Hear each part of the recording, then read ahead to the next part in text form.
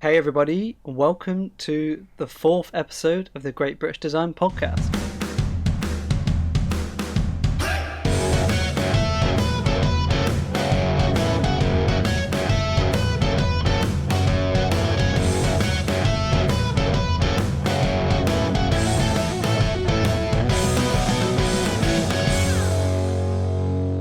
Hi, I'm Nick, and I'm joined by Andy Hello.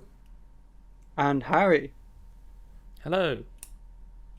And how have you guys been? What have you been up to this week? I'm good. I'm good. I guess I'll go with what I've been doing this week. I've been working on the old website, getting the portfolio all sorted. So obviously working on your website is just such a pain. I use Squarespace.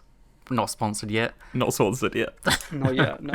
But Squarespace is good, is really good, but just websites in general just take quite a lot of effort to sort everything out. So I've been adding some of the bits that I've been doing. So I've had like my personal branding for ages everywhere, just getting it out there. Should have worn the top. But that wasn't actually on my website. So now it is. I've got all of it, my YouTube bit, my Instagram bit, all on there. Just adding bits like I found some nice mock-ups for business cards from some mock-up website. So I did a business card for one company on there. So I've got a mock-up of that. So that looks really good. And just making formats all nice, which takes some serious time. Because when I first did it, I didn't really know how the website worked. So I just I had like a big block for my text, and then a massive gap, and then a big block for my pictures with massive gaps, and it just didn't really flow very well. So no, it's not the website's fault. That was my fault.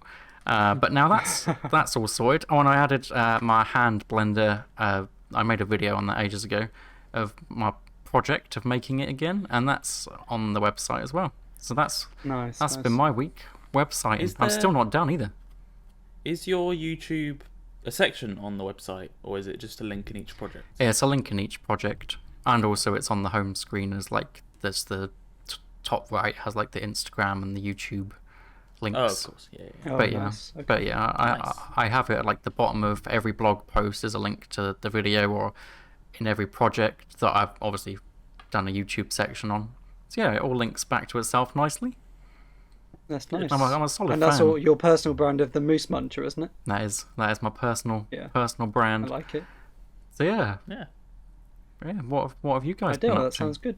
That's been my week. I alluded to last week that I had some 3D printer issues, which I fixed. So I've been doing a lot of printing this week. I Nailed it. finished printing for my mold that I designed, so that's good.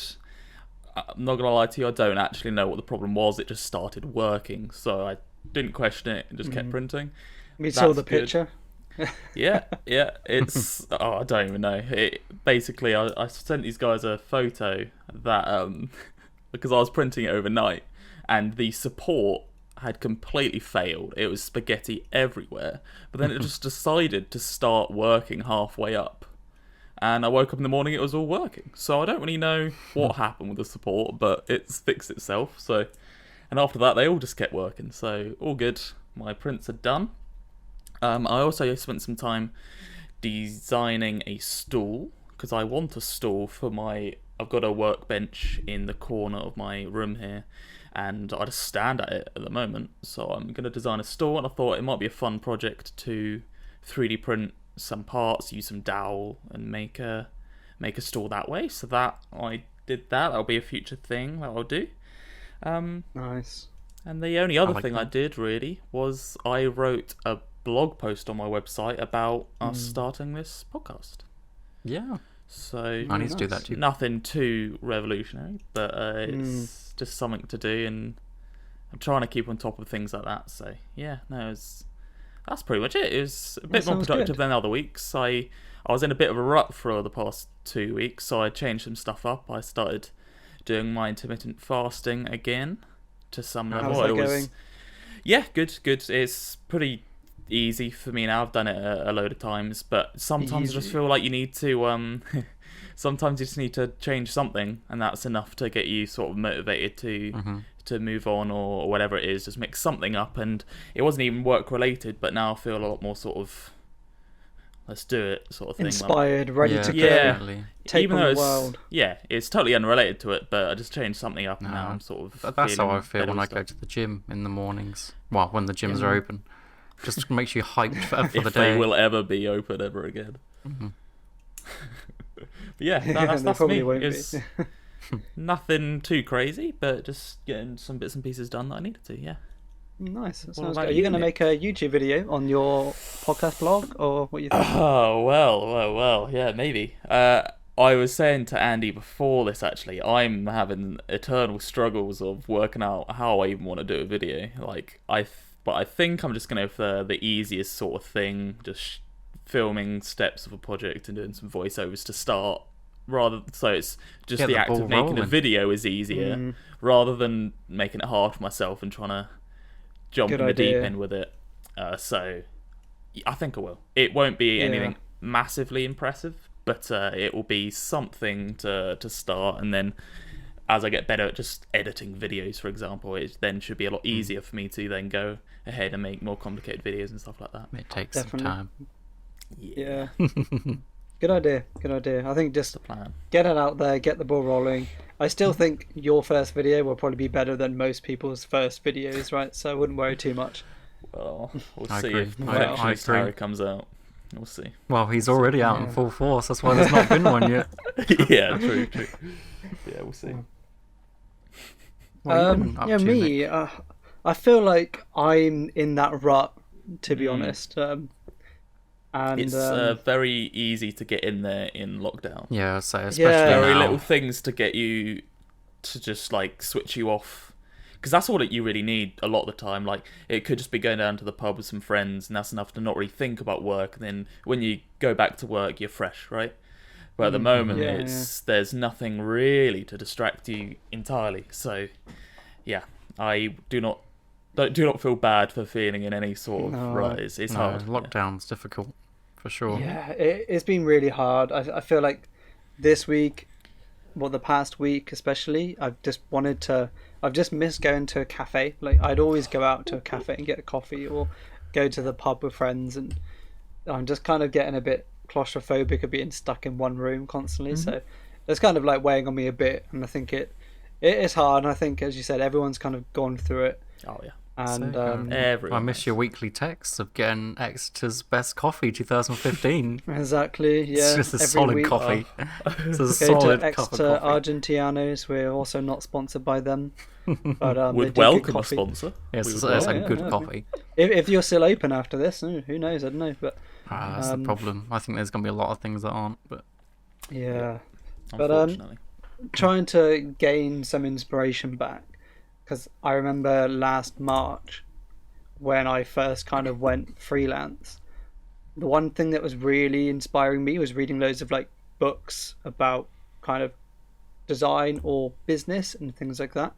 So I've been reading reading a book this week called Radical Candor, which is a cool book. Essentially about how to communicate with your staff in a positive way, and how to give criticism in a positive way. So it's this been, like and they showed the- loads of real life examples. It's very, Is it very like good. the sort of the difference between a boss and a leader type stuff, like the right way to Yeah. go about things that will actually in a helpful way rather than not that helpful sounds way? good. Pretty much, there's some woman from Google, and she learnt these techniques called Radical Candor. And when she went and started her own business, it was just an example of there was someone who wasn't producing the quality that she wanted or needed, but she knew that he could do it because his work had shown that he can do it. And because she never kind of commented on it to start with, he then thought that quality was okay.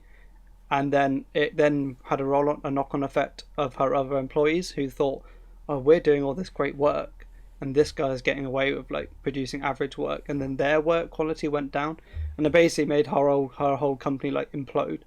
and it was like a learning thing. But it's quite an interesting book, and I like books and they've got loads of real life examples, which is good. So, so that's kind of helped trying to drive me again to the reason why I wanted to go freelance in the first place and things like that. So that's good.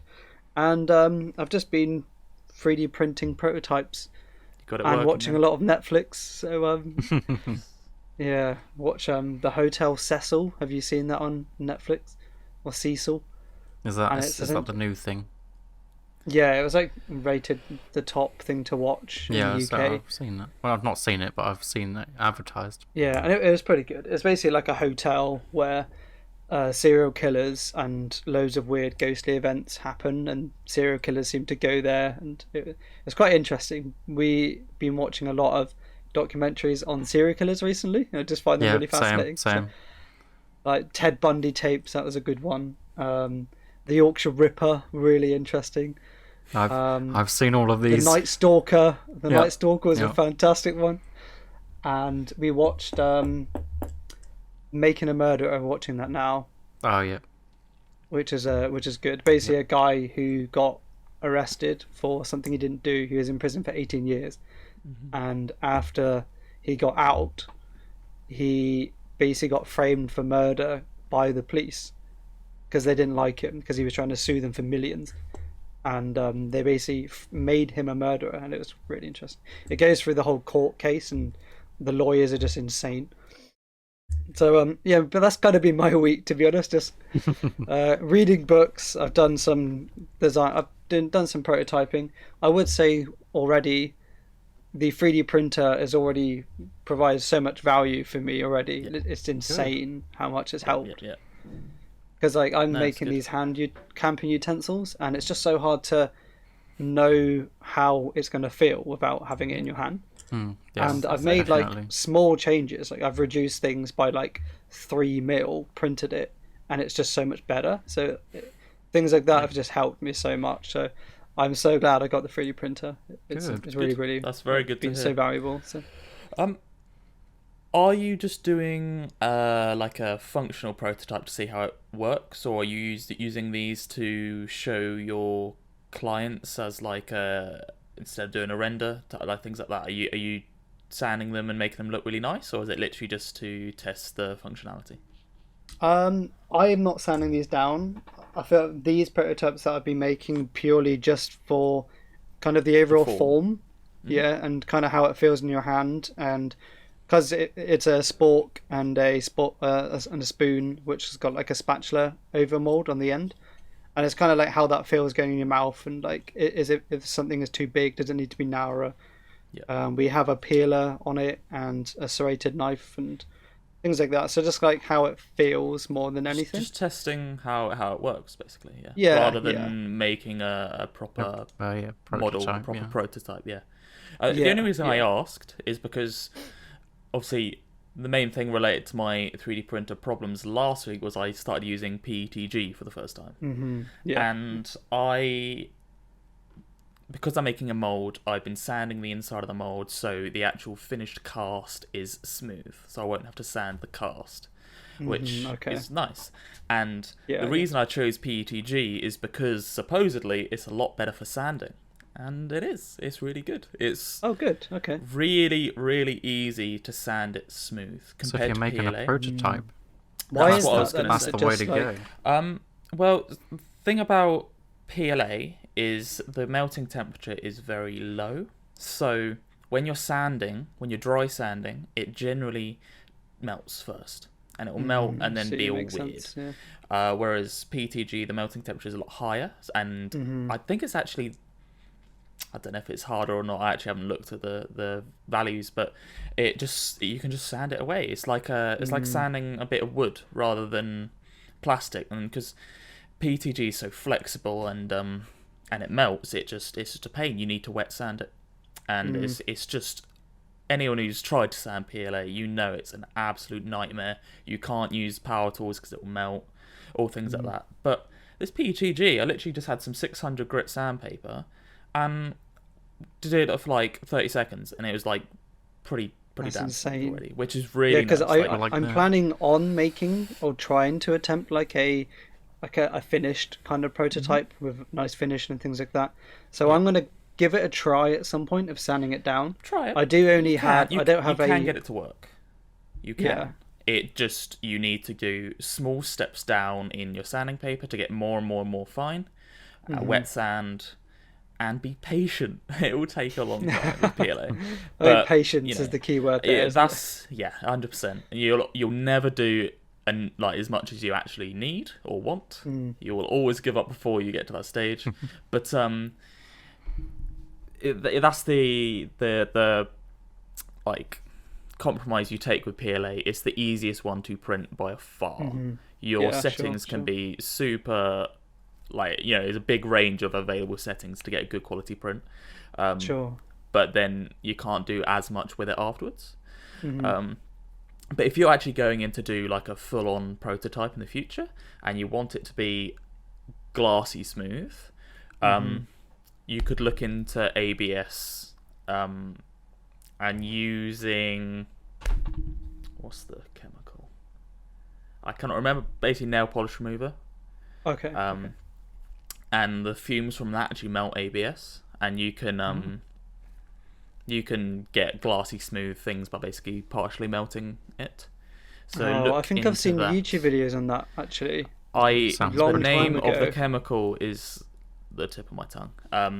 But yeah, literally, if you just look in 3D print ABS smoothing, it's very easy. You basically just normally you put it in a container and put a bit of this chemical, which is going to really bug me now. It's all right. It's Nail just some polish towel. remover. That's all right. Yeah, it is. Nail polish remover. But there is a name for that. Yeah. You just put that in the bottom, a towel in the bottom, and let the vapors rise, and and it can properly smooth it. So that is something I would recommend. Interesting. Okay. Normally better for smaller parts and stuff, but you do need to be careful because you can fully melt your print and just deform it. But it's 17-hour print, and then you over melt it. Break my heart. Absolutely kill me. But oh no. Yeah, that's something to think about if you're ever doing to do like a proper finished thing. I've definitely that's on my list of things to print for sure. But for the minute, like, I've had no problems printing with PLA, like from the get-go. I think I spent a bit of time leveling it before I did, and maybe that's why it's been okay. For sure. But yeah, generally it's been fine. My first print of like a client's prototype, I was a little bit impatient taking the supports off, and I snapped a bit and had to glue it back on. So I've learnt my lesson there of like take your time when you're taking the supports off. Yeah. My last one, I managed to almost like just cut the edges of it, and it like peeled off. So like it was so satisfying for my OCD. I was like, oh, all the supports in one part. It's basically another product. Like, it's so cool. That's good. Yeah, and like apart from that, I mean, things have been good. I'm trying out like a new sleep schedule, so maybe that's also a contributing factor to my rut. Maybe because I'm just a bit tired. You did also tell me about this. It's quite intense because I tried for a long time waking up early in the morning at like 7. Like 7's not even early, but I tried 6, it didn't work, and probably for the past 8 months I've just struggled. So I thought I can stay up later very easy and wake up later, that's fine. So I've been staying up till like 1:30 in the morning and doing work in the early hours of the morning. But then it also fits into my schedule like really well because I can kind of get everything that I want to do done, as well as spend time with my partner and watch TV. And it kind of like it all works out. I'm just adjusting to staying up later, so I'm just a little bit more tired than I normally would be. Yeah. And how long have you been doing this? This change? Just about a week now. Oh yeah. So you're still in the adjusting sort of phase. Still in the adjusting, and sometimes I'll admit that when I'm up late, I haven't actually done work, but I have just kind of stayed up. So but I've actually been able to stay up in compared to waking up early. I just can't do it. And I put my phone on the other side of the room. I get out of bed. I walk over the other side of the room. I turn it off. I then get back into bed. Yep. And fall asleep. And then I don't even remember doing it. So I've tried. My Can't do issue it is right now. it's so cold now. In the summer, I find it really easy to get up 6, 10 to 6. My alarm goes off, ready for the gym, nice and easy. But now it's freezing cold, and the alarm goes off at 6:30 now, and I'm like, nope, no way. it's Maybe so that's why, dark because as it has well. only started during winter. Maybe Yeah, that's it's why so it's hard so to get cold. up. Yeah, it's dark. It's the middle of the night. Well, feels like the middle of the night. It's freezing cold. I'm like, nope. Yeah, It's hard. Yeah. Well, generally, lockdown, getting out of bed is harder than it normally is either way. Yeah. definitely. Gotta make my commute to the living room. Yeah. I've got to get off my bed and then sit on the chair, which is like 3 feet away, and that's it.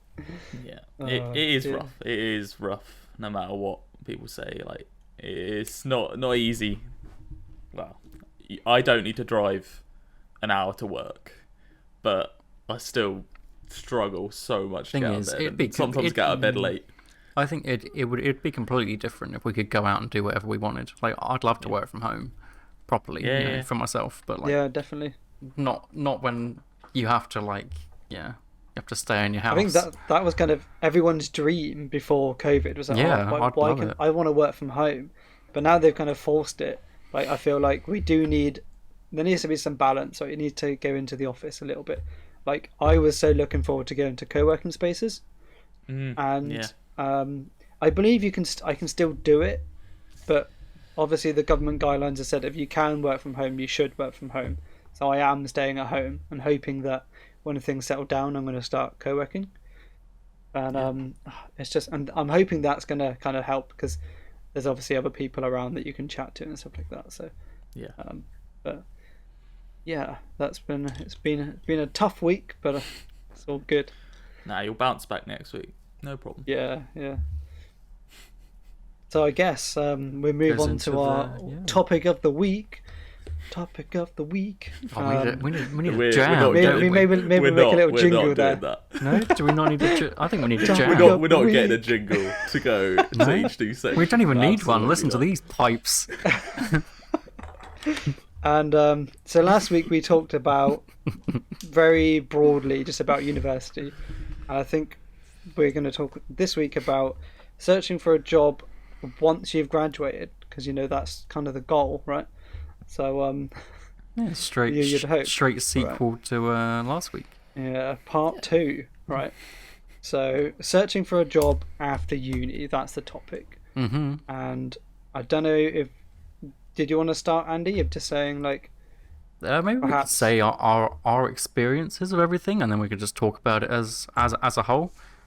Yeah. Because like my experience was quite different to a lot of other people. So we left a university. My sister's boyfriend was like, "Oh, do you want a job in my shop while you're searching for your actual job?" I was like, yeah, sure. I needed some money to go to Reading Festival, so it's perfect.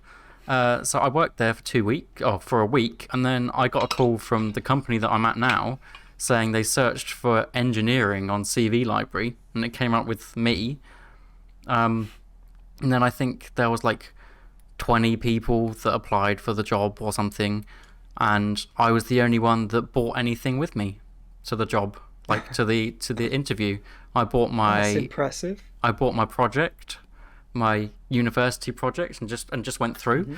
And then they said basically why I got the job was that everyone, because it was all university graduates, they said everyone talked about their projects, but nobody showed anything. So it's like you can't really get what's going on in a half-hour interview.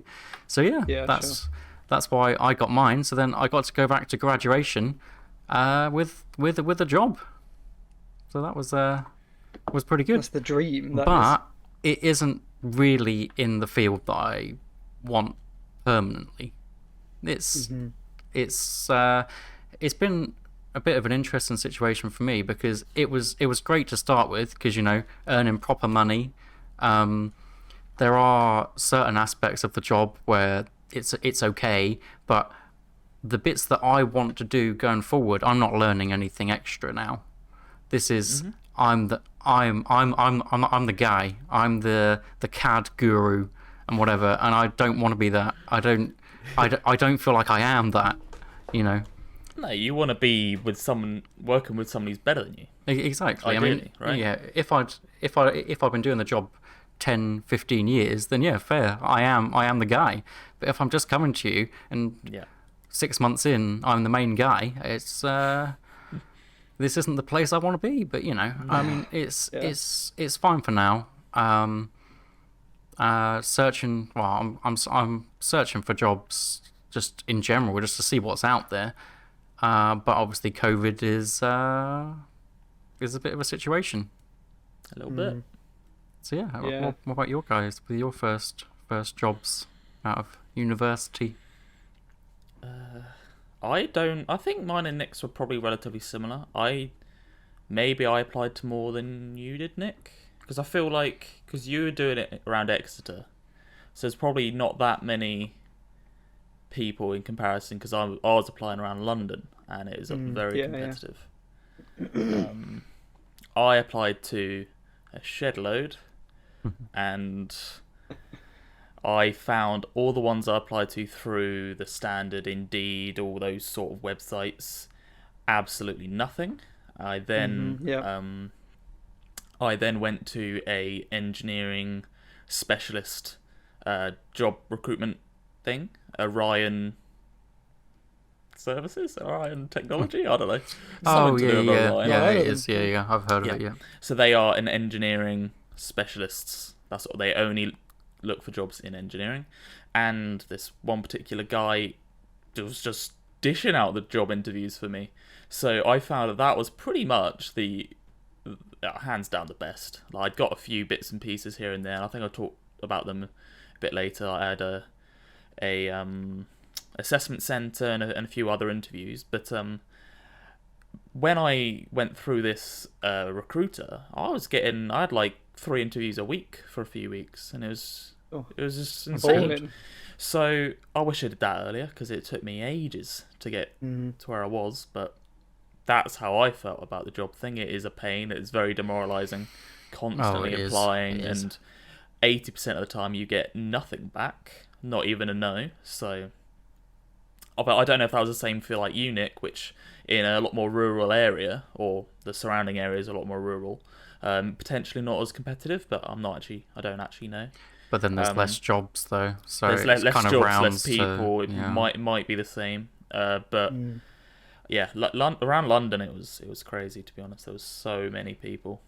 Yeah, it's very. I mean, London is super competitive, isn't it? But there's a reason. I guess there's all the best jobs are in London, really, aren't they? So yeah, all well, the best companies are London-based, really. yeah. Well, It sort of in a depends what you nutshell, want to do. Because when I was looking, I was doing more design engineering stuff, and a lot of those were actually not in London. It tended to be a lot of the design consultancies. Yeah, they paid well, but that's the London waiting. Because a lot of the more engineering firms that I was looking for are outside of London, because they all have their own facilities. And there's no room for that in London. It would be too expensive. So a lot of them are on the outskirts makes for me. sense. But yeah, I don't know. You say all the best jobs are in London, they pay the best, but yeah, it's sort of weighted, isn't it? So you don't. Yeah, Really... I guess when I say that, I guess the best consultancies are generally in or around London, and I guess that would probably be my ideal job, as working in a good consultancy or something. Would be nice. So it's a lot more choice. Yeah, I like the variety of projects you get to work on. I've never liked the idea of just making one thing and going like super deep in knowledge of like one thing. Like, I'm not saying it's a bad thing, but I feel like I will get more out of designing lots of different things, and then I can then transfer the knowledge to different industries, for example. And I mean, in Exeter, the problem for me mainly is that I'm kind of looking for industrial design jobs, in a sense of like a traditional industrial design job, or product design, But in the southwest, you're a mechanical engineer, or not, or you're not anything like design engineer, yeah, or a mechanical engineer. So everything is kind of mechanical related, which isn't a problem. Like I'm not a mechanical engineer. Like certain things I can do, but I'm certainly not a mechanical engineer. And a lot of the jobs in the southwest are all kind of very mechanical. And when I mean that is like there's a lot of like very industrial places that you can work. Like one of the first jobs I saw, where there's like a signage where you design signage for the road, and it was like, yeah, I couldn't think of anything worse. And like there's that kind of pattern. There's a lot of jobs like that around the southwest, and especially a lot less glamorous sort of jobs. Yeah, absolutely. Very stale. Yeah. So that's kind of been my problem when I'm looking for jobs. I feel in kind of looking back at kind of my past, I feel very lucky to have worked in my last place, which was a wood burning stove company. We designed and and manufactured wood burning stoves, gas stoves, and that. And I think it was a great job, especially when you look at jobs that are out there now. You can't really find things that quite that interesting. But I think you my got first lucky job with it in the way, like you said, you're not really a mechanical engineer, but at that job you learn a hell of a lot of the sort of the full-on technical side of, like, you did a welding course, and you're actually there in the workshop, and they're actually making the things out of the metal and stuff. I think that was really, really good for you to see that in basically your I think second job, but the first one was a short thing. Yeah, so my first job, I guess, similar to Andy, I applied for a few jobs, and I luckily got this first job the day before graduation, which was like super like gloating. It's like you bump into Jonathan, an old lecturer. It's like, oh, what you like? How are you doing? It's like, I got a job. Got a job. I'm like strutting he's there with like, holy shit, like, or a graduation day job. Oh man, and that was in like a very small lighting startup, and it was really interesting because it was a very small company, and there wasn't many people. Like, I was the only product designer within the team, right? So if you wanted, I could be called lead product designer if you really wanted to go that far, right? Yeah. But obviously the only one. Technically, right? And that was really interesting because it ended up being more of a focus on graphic elements. So I was using a lot of the Adobe package, and it's less so engineering. So it was a lot of like, I was doing a lot of Illustrator, Photoshop, InDesign, and I was like arranging things within InDesign. And one of the main products we made was this ink-based product, which you stuck on, where you tried to like retrofit it onto current LED light panels and things like that. And they also were designing this really cool like mechanism for this light panel, which allowed you to kind of change, if you got bored of the art in your kitchen, you could change it and replace it with another piece of art. And we were looking at collaborating with local artists and things like that. So it was cool, but that was a lot of money, whereas we kind of got tunnel vision down this one product, which was good, but then as kind of the LED technology got even better, there was kind of less demand for our product, and then we had focused way too much effort into this one product and didn't expand into the other as much. Right. So that was good, but I left that job thinking that I needed to do some CAD, actually do some design and some engineering, which is all the stuff that I did enjoy. Yeah. So, and also, as you said, getting your hands dirty, and going into this other job, it was very much being thrown in the deep end. I'd say it was my first kind of. I was a design engineer, a graduate design engineer when I worked there, and it was very much like, casting, and we were in the workshop grinding stuff down. There's the first time we'd actually used like fixings and kind of understanding, okay, like this is the real world here. Like We need to This is source how fixings. things We need to work, use like, fixings. These are the different types of fixings. So it's like all this kind of really basic stuff when you look back at it, but things that You weren't shown at uni. that is the world, right? So Yeah. so that was really valuable, and as you said, I got to learn to weld. Like I can do some basic joints and stuff, which is cool. And It's very good. It was cool. So that was kind of my first experience. Yeah. Yeah. I think you got really lucky with that, just in terms of skills. But like you said, in the, designing one thing, you not very quickly, you relatively quickly get to the sort of the end of new or big things to learn. So you learn your products very well, and it's sort of understandable why you have people in these niche industries that stay there years and years because they are full-on experts on stoves or whatever it is. But I definitely do feel that after some amount of time, you sort of stop learning a lot of the key skills, which is all the things we really want to be learning as brand new designers or engineers.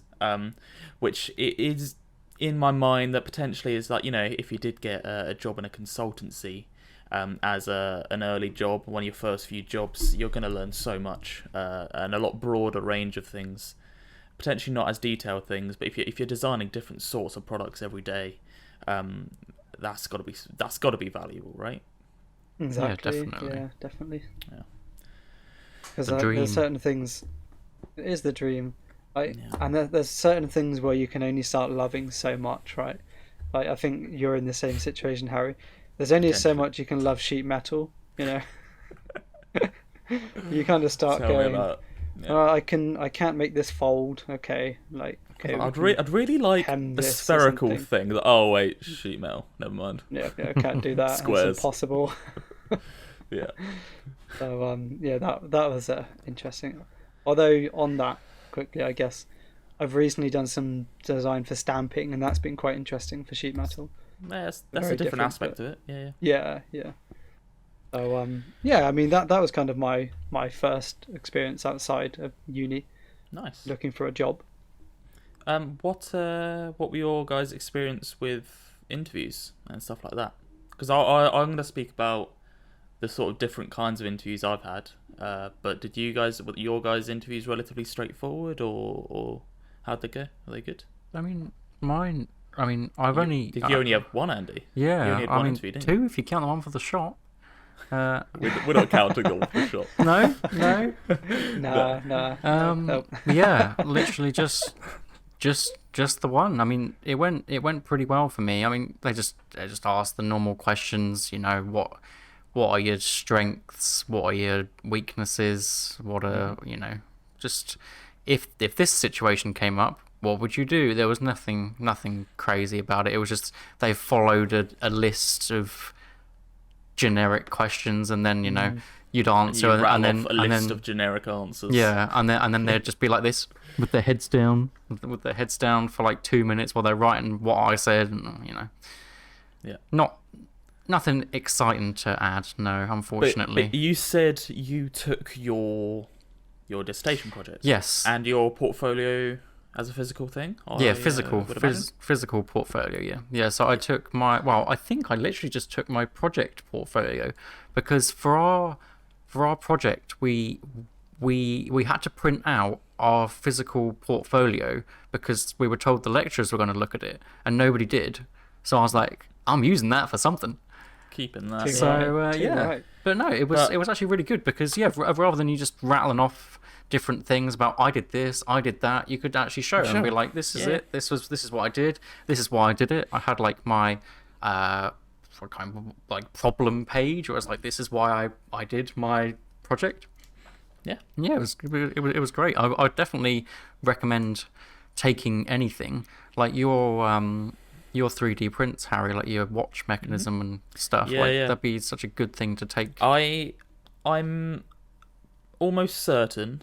Well, I'm certain at least 75% of the reason I got this job is because I took stuff to the interview. Yeah, I took the physical portfolio, which is all the stuff I did at uni. I then also, between my masters and getting the job, I did a load of personal projects The main one being I've designed and 3D printed a watch mechanism that ticked. So it was Pretty cool. It was cool. It was cool. That's and a it was cool just sort of personal showed, project there, isn't it?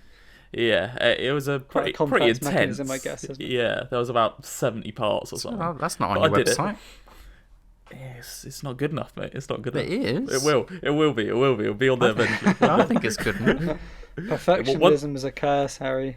I know. But anyway, I designed that and I took it and showed them how it got. And I put it together and all sorts. Like, you did this in your free time. Like, yeah, why not? And the fact that I showed, because the other thing we should say is when you're in an interview for a first job, they are looking at, depending on the size of the company, hundreds or tens of university design student portfolios, and they are all the same. All of these projects they have in there are all the same. Everyone designs a lamp, everyone designs some white goods, a chair, Probably now a They're not- mask. yeah, there'll be a couple of COVID masks in there. It's not, they're all the same. So they're literally just looking at this portfolio and being like, oh, okay, this guy's lamp's better than the other guy from another uni's lamp or whatever. It's not really, you're not really being that, it's not that creative from the job person's point of view, because they're all the same, right? It's carbon copies of each other. So the fact that I showed that I did stuff outside of work was a massive plus on my side, which is good. And if there's anyone doing stuff outside of work and you're applying to jobs outside of uni, it's all good. That they want to see that, and that's showing what you're into, like what sort of things you design it. And if you're designing stuff in your free time, they're thinking this guy's going to be, he's a relatively passionate designer and he enjoys designing, does it for Exactly. fun. Why would they not hire you? Rather than just Taking being a the drone. initiative to learn new things, like in your own time as well, right? Yeah, so that's one massive, well, I don't know if it's massive, but a bit of advice I would definitely give. If you've got stuff that you do that is related to, or even not even that closely related, 100% bring it to the interview. If the time doesn't come up that you're gonna show them or whatever, then so be it. You don't need to show it, but if they're like, say, oh, do you have anything? Well, I brought these things. Do you have 5 minutes I can show you, sort of thing? They would definitely want to see what you bought. They'll give you the time. Definitely. Yeah, I can't imagine a world where they'd be like, no, not really. See you later, yeah. Because even if the interview went badly and then you show this and you show you're really into this, you're passionate about stuff, that could turn around the interview. Yeah, to be for honest. sure. 100%. Because Yeah. they know the answers that the questions and answers they're giving in the interview is also it's very strange. It's not actually really who you are, because No. you might, so many people fully memorize. If they ask me this, I'm going to say that, and it's a bit robotic, Some people aren't good at that sort of interview. So if you're not good at that sort of thing in an interview, and then you show that what you can do, then that's very valuable, I think. Yeah, and I think For it sure. almost creates like quite an organic conversation as well, which, as you said, like Yes. from these like static kind of everyone knows the same questions, top 10 interview question, it just creates a nice conversation, and it eases both parties, that you both feel a bit less tense and you can just for sure. Yeah. have an easier conversation. And You then can both just be yourself a bit more. Like, Yeah. for example, I showed this watch mechanism, and then my now boss was like very interesting. Just started asking, "Oh, is that how they work? Like, is this that?" And it was actually just interested conversation rather than him there grilling me for an hour. I think one thing about interviews too is it's an interview for you, whether you want to work there too. If you're getting I interviewed declined by a some few. guy you don't like, who's going to be your boss, and Yeah. you're just doing really boring stuff, you just say no, don't want That to is do that. worth saying as well. With this, the recruitment guy that's getting me a fair few interviews, there was 2 that I left the interview and called the recruiter, said, "No, it's not for me," Yeah, that's because perfectly fine. it Works both ways. It is a two-way Definitely. thing. Like if you're saying, "Oh, I don't think I like this place," then they offer you it, you don't need to take it if you don't think you're going to enjoy it. What's the point, No. So that is I it's a agree, very I important thing agree. to say, Andy. Yeah. Unless it's your first. Well, there Well, is who knows? Yeah. some element of that. It depends on Yeah. your circumstance. If you need a job, then yeah, you have to take the job, right? But if you can afford to find one that you Yeah, think it's all you'll your enjoy more, then circumstances. you try. But uh, all of us, we basically said, we didn't get offered 20, and then we chose our favourite one, and it's your first job. You don't have that much to play with to sort of bargain which job you can get. So yeah, like these two that I said no to, they were because one of them, we had the interview, they set up a table in the toilets. I was like, what is this? Like, I'm not. Yeah. Yeah. They were refurbing It's the a no for building, me, right? and they put What the hell? one of their like meeting room table was in their bathroom. Their bathroom was massive, but that's not the point. I was just like, I did the interview, it was fine, and then I hilarious. left, and I was like, I'm not. No, I can't. He's just like, well, You finish the interview, you went toilet. Yeah. Yeah, you guys gonna head out. I'm just gonna pop to the toilet. You just hear a Crip video coming from the stall. Must be Yeah. Nick. So it's things like that. If you're really like, oh, I don't think this is for me, then you know at the time, yeah, for sure. Definitely. Yeah. Don't be afraid to say no. Turn jobs down. Yes.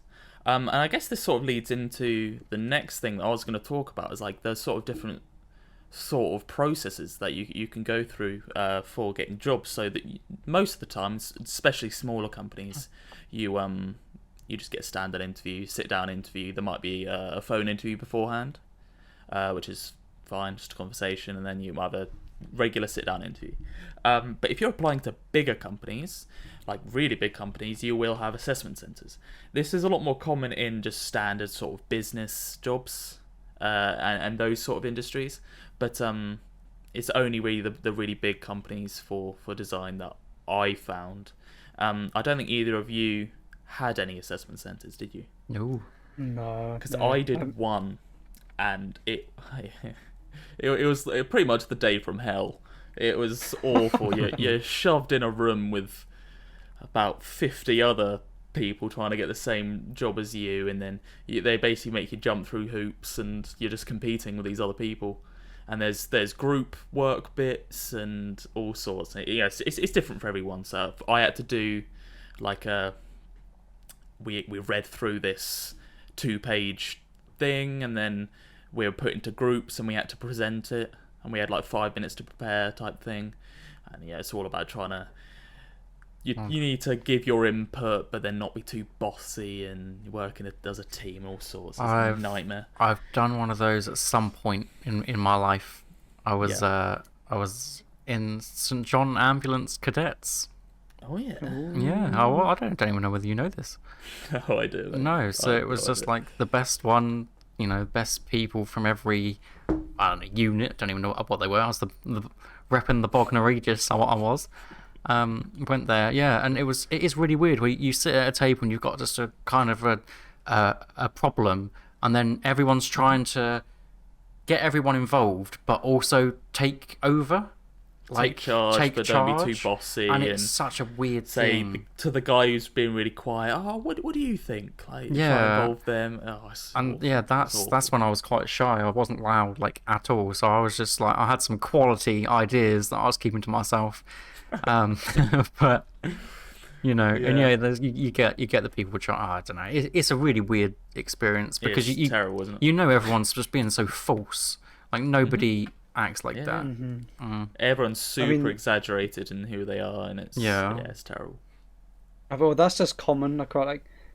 That will happen in your work career throughout. You're always going to get for sure. the quieter people. When you have a meeting, there's always going to be one really loud person who overpowers everyone else, and then other people don't get time to talk, and then the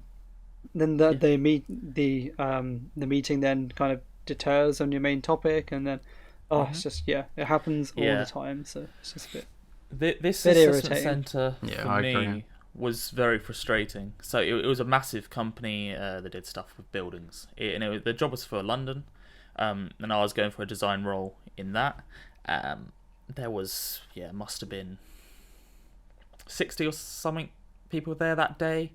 And then there was 3 sections to it, so we had to do that group work thing. Then there was an interview, and then you had to do a presentation. So there were the three aspects of it. And the weird thing is, like, we walked around in groups and stuff, and there was people there, clipboards marking you all down and scoring you and everything you did, and it was terrible. But that one I actually got the feedback for. I didn't get the job, but the feedback really annoyed me, because they basically they said, you scored the highest that day. Keep doing what you're doing. Unfortunately, you didn't get the job this time. I was like, It doesn't make any sense. what do you mean? What kind of scoring system are they using? But they had the assessment centre. There was like 5 days of it. So I was group 1. I was on the first day, and there was 4 more after that. And I was like, I got the highest score but it meant nothing. I didn't even get through to another stage if there was one. But I was just like, what sort of feedback is that? Keep doing what you're doing. Better luck next time. Didn't get the job. Good. Cheers, mate. I say You keep doing what you're doing, you're still not going to get the next job. Yeah, I was right? like, what do you mean you keep doing what I'm doing? I didn't get the job. Like, surely it was something. I think my one was when I was like 16, and we had a presentation. Mine was the best presentation. I was like the quiet kid in the corner. It was great. Smashed it. Yeah. Yeah, I think the actual only feedback they gave me was use the company colours on the PowerPoint. I was like, okay, all right then, I'll do that. Very minor point, isn't because it? I feel like didn't they're use blue nitpicking on at the that point. PowerPoint. I was like, my, okay, great. No. I get that at my work. Yeah, my PowerPoint's always Yeah. pure white, nothing But else, and then they're like colours. Same, yeah. My colours for like the company colours they're just not good enough. It's red, grey, and black.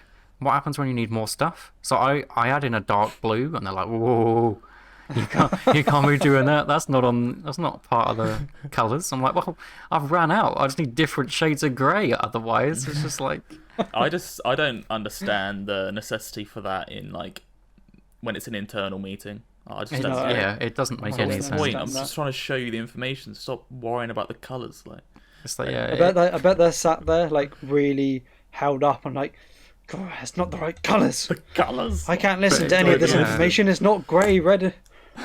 But it's like, if you have a problem with that, then you must not have a problem with what I'm talking about. That must be fine. Thanks.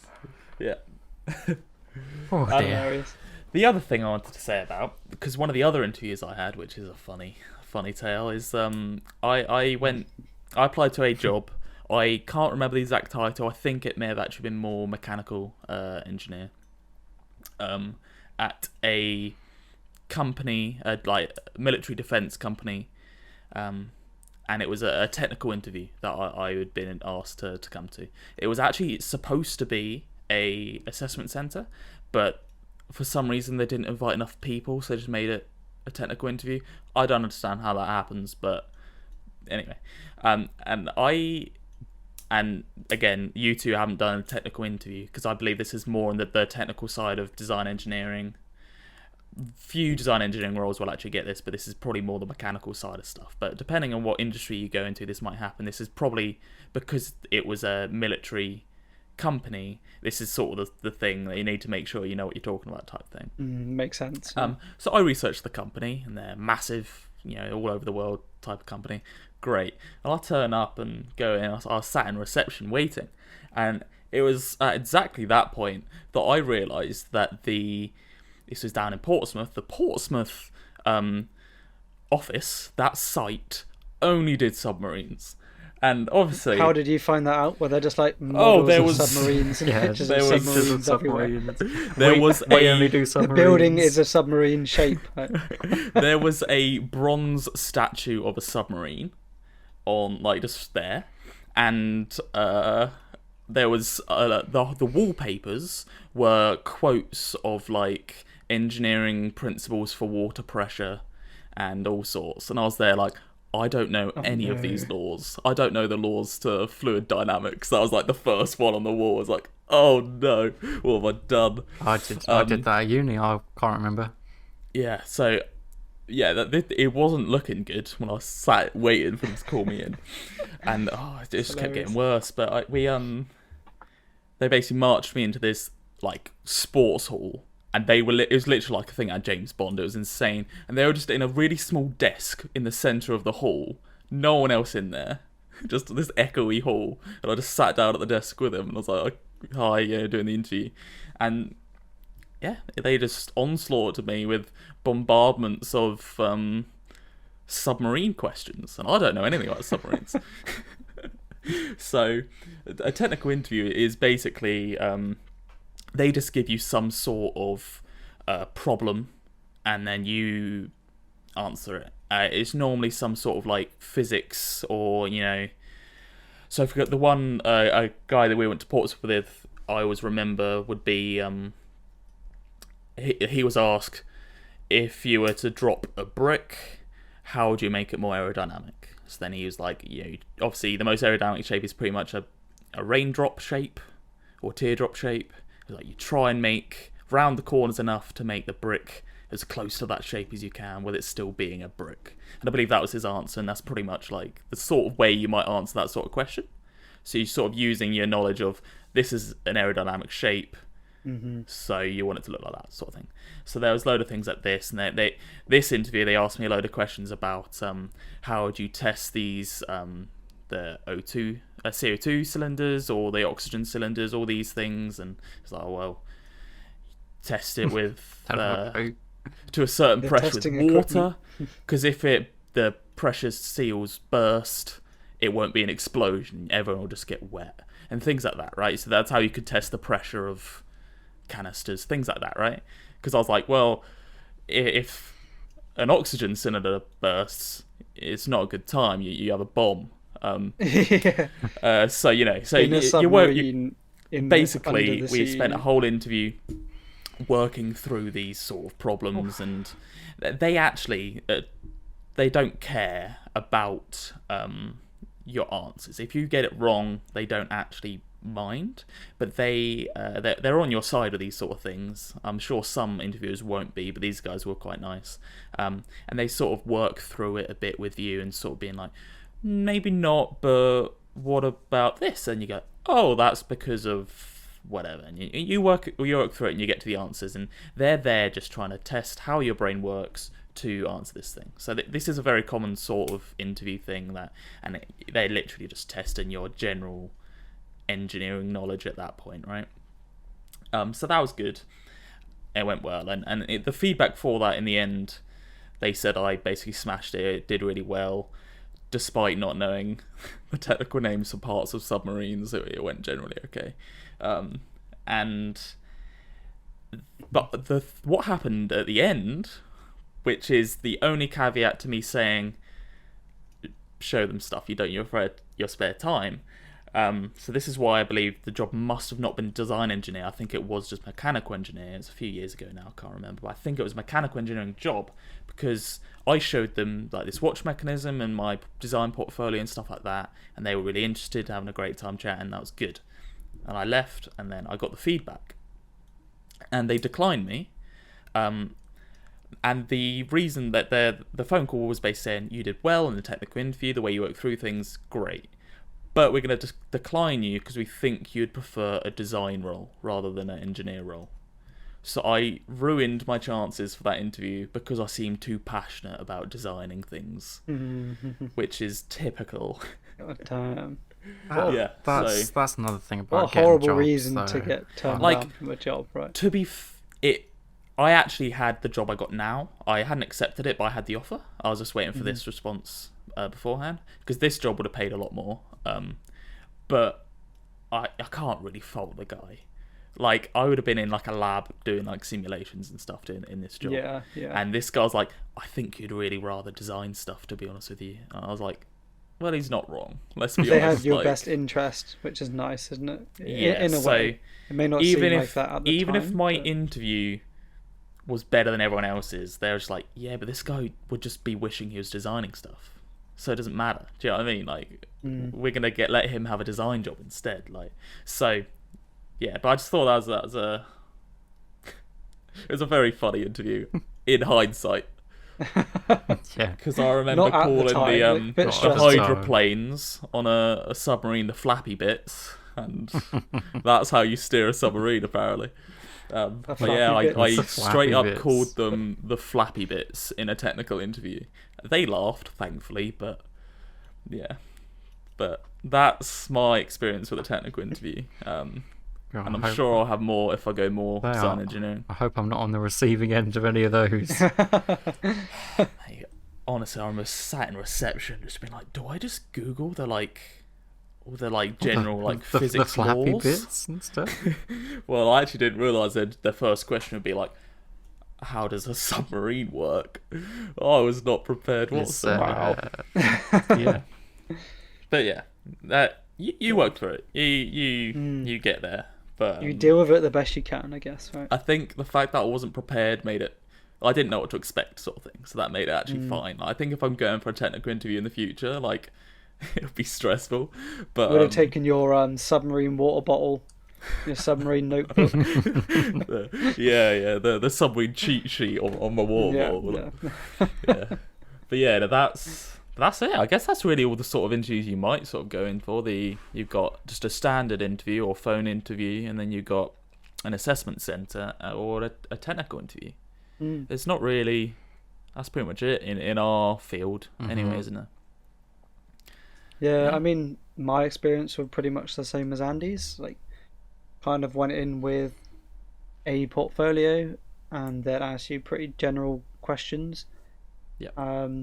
That's definitely the most common. I had a job interview a couple months back, and I was kind of surprised how much they talked about uni, because I found generally that they'd more you'd kind of get more questions on your kind of industrial experience, more so than university, and they just kind of didn't really talk so much about my industrial experience. It was more the whole interview was based on uni, what my favourite modules were, what we did in certain modules, and it was kind of like, oh, how did you do this? It was like, well, it was 5 years ago. What do you want me to say? I can't really remember the exact specifics of it, but this is kind of broadly what we did, and it was a whole interview based on just uni, with a brief talk about my industrial experience.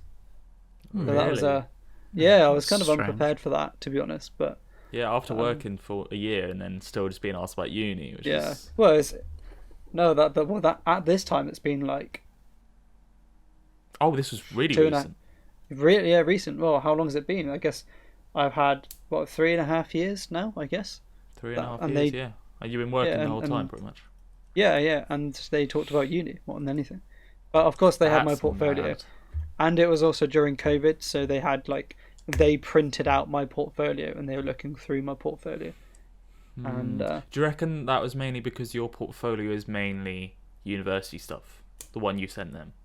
The one I sent them had no uni stuff in it. It was all it was all new projects. So it's interesting. But I wonder when that will stop. That's really interesting, yeah. So I kind of didn't expect that to happen. I kind of thought they were going to talk more about what I've done and within my industrial experience. So how you worked and how things have gone. That makes sense, doesn't it? Exactly. Yeah. But I didn't get the job, so which is fine.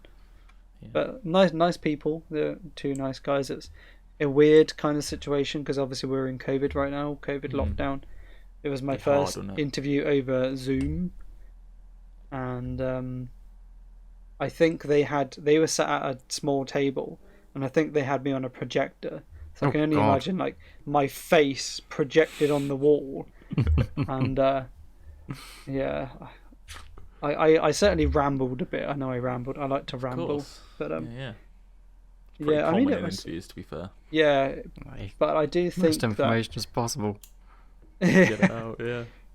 Yeah, I do think that when you have a physical portfolio rather than a video chat, you can almost dictate the flow of the interview because you can go through your portfolio at a pace that you find comfortable. You can say, I did that in this project, which and you're showing it, and then they can flick to it, and you can talk, and because they kind of printed it, and they printed double-sided, so they kind of got really confused very quickly of what was on what, and they kind of just stopped looking at the portfolio. So I feel like that was mainly just an error due to lack of preparation because of the whole COVID, and a lot of companies aren't prepared right now. So I mean, it would be hard to change everything up when you're hiring people, right? If they've Yeah. hired people in person for years and then they start doing Zoom ones, it'll be different for them as well. Not just hard for us to get to interview, it'll be hard for them to interview us. It's right. Yeah. So it's hard But for everyone. the company they designed like products that go on to like yachts and things like that. So they talked heavily about Ray Marine in university because I mentioned that and tailored it in my CV and stuff. Of course. Of like, oh, they designed these products, so I'll talk about Ray Marine a bit. I still didn't think it was worthy to go on my portfolio, so maybe that's a project that I need to update. I'm never talking about that project. Well, ever. I hated it. That is something though. Like I had a phone call about, I can't remember what it was for. I think it was making props for films and stuff. Yeah. I remember that. And yeah, I had a phone interview, and then on my CV it said that I made organic furniture. That was it. Like where I made origami Yeah. paper models or whatever. Yeah, so that was what I said that I made on my CV, but it wasn't on my portfolio because I didn't think it was actually good enough. And then they really wanted to talk about that, and then they were like, "Oh, do you have any pictures of it?" And I'm like, "No." So that's now off of my CV because I don't want people to Yeah. do that. So that's something, if it's on your CV, you really need to have it in your portfolio, or the other way around. True. Yeah, or like Yeah. have something you can show for it. Yeah. Got on my coffee table, I think could have killed you. It was lethal. That furniture project. Wow, that was The design mistakes early on in university. when you take things a ones. bit too literal. It was like I'm inspired by an autumn leaf, and it's literally an autumn leaf. Yeah. Some legs, like. So yeah, mine. Yeah. I did a carrot bench. It was literally just it just didn't even make sense because one end was really thin and the other end was obviously really thick. It looked like a carrot, but apart from that, Mission success, right? and that is why it wasn't in the portfolio. Yeah, pretty much. Yeah. I think I was proud of like dear. one of those out of the 10. I can't remember which one it was. I was like, this one, I was nailed okay. that. Quick tangent, I guess, but I remember staying up all night creating the prototypes for the furniture yeah. we had to make like 20 paper mock-ups, and they were awful. Oh, they took But so then one of the- long. I was And so the bad at them feedback as well. I got from my CV was like, your from that piece of coursework was your paper mock-ups were excellent. And I was there like, really? Like, I thought No, they they were weren't. terrible. Like, I just remember doing that, and then our friend Josh had done these like insane models. They were So, like, ridiculous. what do you mean? It looks like an actual chair. How have you done that? And everyone else's ones were just like a scrumpled up piece of paper, like looking a bit like a chair. I don't know how he did it. I can't make paper models. They were It's not a skill I've ever tiny. tried to They get were better at. tiny as well. So I don't know how people intricate. do it. It's very He- impressive. Yeah, he just stayed up all night and made them. yeah, and I kind of found that because it was so easy to make rectangular shapes with paper, that the designs ended up just changing to be more rectangular so I could make a prototype from it. So I was like, I made a set of drawers, and there wasn't really anything special about these drawers. It was just because I could make a paper prototype I of it made because some it was drawers, rectangular, and spare I could ones. make a drawer that actually worked and that. So, but then there's so much potential in paper prototyping. You can only take a look on Instagram. You can do so much with like card God. and Some paper, like- people are so good at card models. It's crazy. I don't know how. yeah. It's not a skill I've ever tried to get better at, to be honest with you. But I do think it's valuable. But now I'm So like, do why would I, I? yeah. I can 3D print stuff. So like, Yeah. I think if you're good, the materials are so cheap to use. it's If you so can do it quick, efficient. It's then so you efficient can if use you're cheap good at it. materials and make a good prototype, right? Yeah, no. I mean, it's only good, right? If you're good at it, it's just very good. But Yeah. that's not a skill I have currently. Possess. I'm sorry. Yeah, maybe one day, maybe. Yeah. I just feel like it's going to 'cause- take a lot of time to get okay at it, and I'm Like all I'm the definitely projects not that okay. I've seen, Yeah. all the projects I've seen, they're these like Gantry, the 3D printing company. They obviously advertise the hell out of their products, like as you would as a company, and obviously the designers that designed the lamp in the first place, they also advertise it, and that's how their company works. But all the paper prototypes that they've done are just insane. They're like to scale and they look incredible, and it's all using It's just just like the actual product. paper and paper. card. Oh, I don't know. They're I don't know how they insane. do it. Yeah. So it's something that I'd like to get better at, and maybe I'd consider trying to do it this year. It's something that I Do it. want to learn personally. Just start, mate. Just Why not? start Just do it. learning it. Yeah. I've done some like really basic card modeling techniques of like, one of them is just to have two pieces of card cut to shape, and they slot into each other so you can get a quick idea of the shape and the size and overall height. But that's like really basic stuff. But, Just yeah, start, mate. If you want quick to learn side tangent. it, do it. Yeah, I mean, the best there's way other to things get on better. my list of things to What was learn that? first. But Yeah, fair. what was that? What'd you say, Harry? No, just gotta just do do it. it, mate. Just do it. Just do it. Just do it. Is that everything we want to talk about today? I Right. think so. I feel like that's everything, right? Mm. I think Yeah, that's everything in so, terms of interview stuff, different sort of styles of interviews, what you might potentially want to be, used to or be prepared for. Unlike me, because I was not prepared for the technical interview or the assessment centre. I just winged it both times. Surprised I didn't get the jobs. But yeah, I don't know. Yeah. Unless you guys have anything else to point out. No, I no, think no. That's, I guess just like as you said, a summary.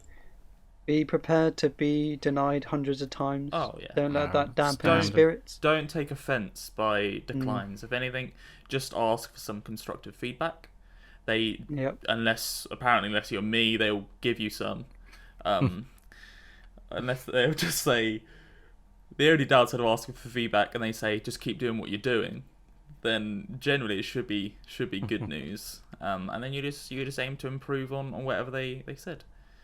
So that's the only Exactly. thing. You will get declined, but if you can take something from that and then grow from that advice they give you, right? And I think the other piece of advice, as you've done, Harry, or did, was to make sure you're doing personal projects.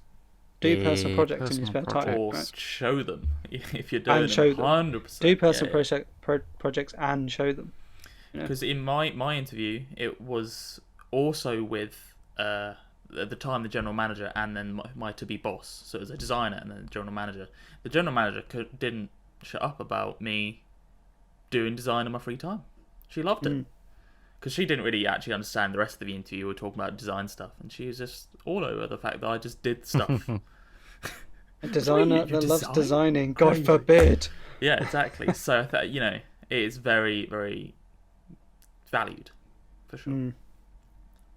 So thanks for listening to our podcast. Cheers, peeps. Today has Thank you, been about everybody. searching for a job after uni, and make sure you listen to it all the way through. And we look forward to hearing. Looking forward to Why you are joining you on our saying next this? Why did you episode. say that at the end? Why you say at the end? They've already listened to the whole way through if they heard that. Well, we can cut that and put it at the beginning. You always give me so much work to do. Thanks, Oh Andy. dear.